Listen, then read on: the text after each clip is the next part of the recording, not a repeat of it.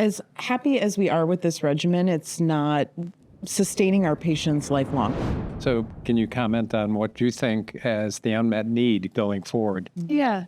As happy as we are with this regimen, it's not sustaining our patients lifelong. They don't have normal life expectancies, most of them. So I think I worry the most about patients who, especially in the modern era, have so much therapy coming into their metastatic diagnosis, right? Over the time that we've been using CLEOPATRA, we're using many more drugs in the neoadjuvant adjuvant space.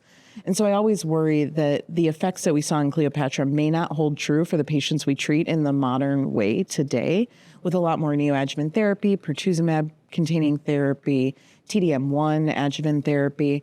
And then we've all had that experience where these patients have their CNS involvement. And I worry that for those patients, while they still get meaningful responses to the CLEOPATRA regimen, that their outcomes may not be the same in the long term as some of these exceptional responders we originally saw in CLEOPATRA. So, I think there are still unmet needs, and like separating out who are those patients that maybe need more than what we have available up until the very recent past is important.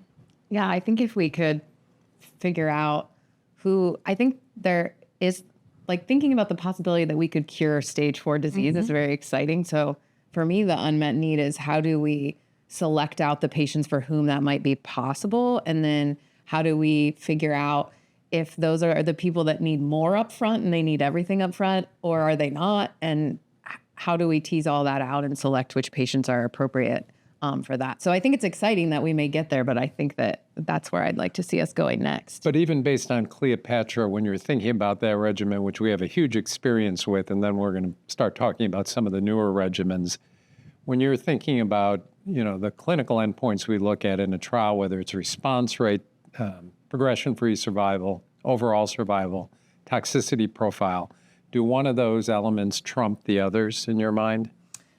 I don't know if one trumps the others in my mind, but I think for if we're talking about frontline metastatic disease, I think overall survival is the big one, because that's what we're trying to do. We're trying to keep people living longer and living better.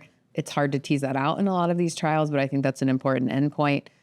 Complete response rate and the duration of that, like you were mentioning, I think is really important.